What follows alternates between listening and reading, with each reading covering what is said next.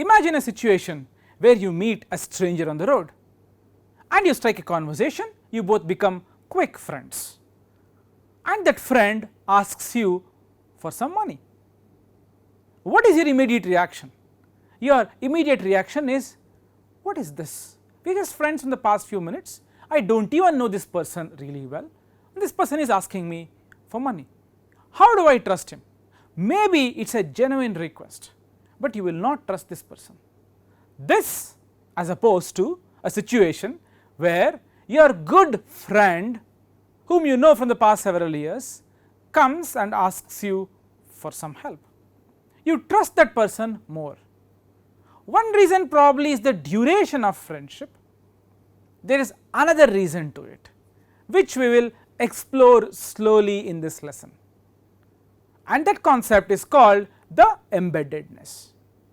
So, what do we mean by embeddedness of a relationship? Embeddedness of a relationship, assume I am friends with Chetan.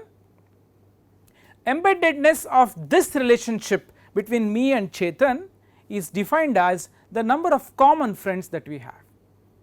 We have seen similar definitions before, but this is pretty well studied in social sciences literature, where they have observed that if the embeddedness of a relationship, also known as number of common friends, if the common friends are high, then the relationship is stronger.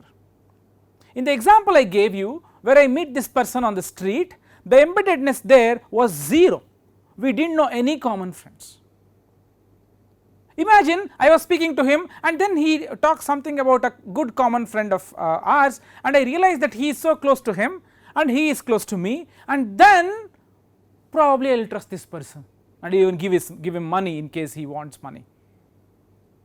You see, the trust increased many folds when we realized that we had a common friend.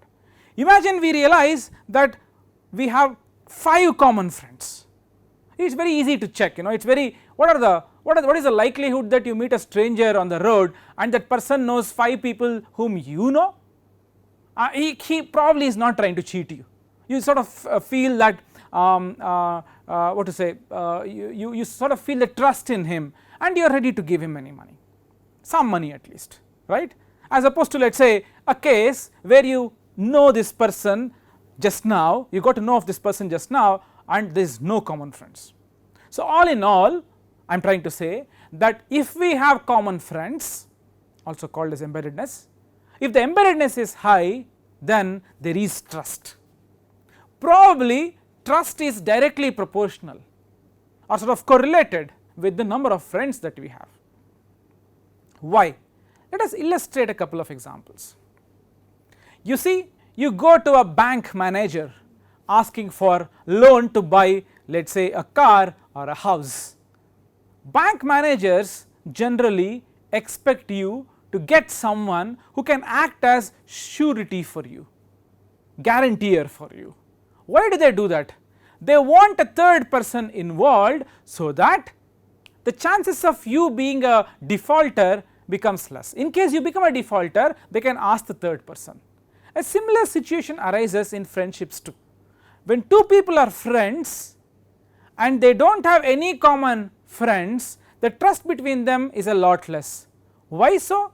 Think for a minute. If I do any mischief or mistake or anything untowards to the other person, he has nobody to pull in and ask for justice. Generally, if 2 friends fight, they involve a common friend and say, look at this is happening between us, resolve it. At least in the fear of so many common friends, 2 friends may not cheat, right. It is all these psychological factors involved which results in having more common friends means more trust, having less common friends means less trust. Now, do you think every single relationship should have high embeddedness? I repeat, what is embeddedness? Embeddedness is not with respect to a person, it is with respect to a person's friendship with another person. This edge, when we say embeddedness, it is about an edge, it is not about a node, correct?